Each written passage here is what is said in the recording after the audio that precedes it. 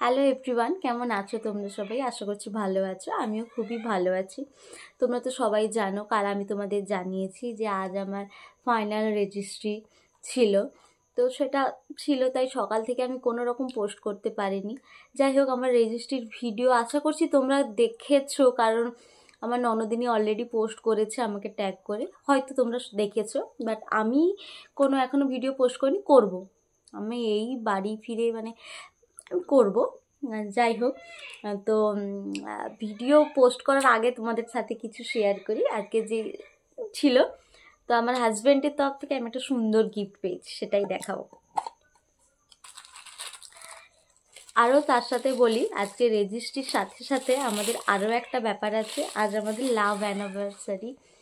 আমাদের 7 বছর পূরণ হয়ে 8 বছরে পড়ে গেল।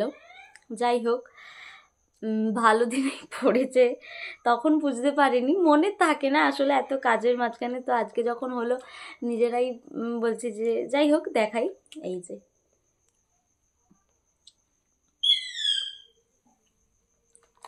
এইটা আমি তখন গিফট পেয়েছি, আর ওকে আমি একটা ওয়াচ গিফট করেছি, কারণ ও ঘড়ি পাগল ছেলে, প্রচণ্ড ভালোবাসে ঘড়ি, তাই ওটা দিয়েছি। আর ও আমাকে এটা দিয়েছে।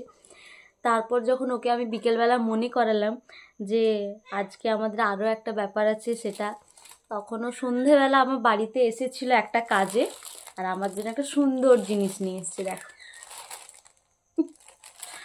খুব খুশি হয়েছি। থ্যাংক ইউ সো মাচ, আমার খুব ভালো লেগেছে।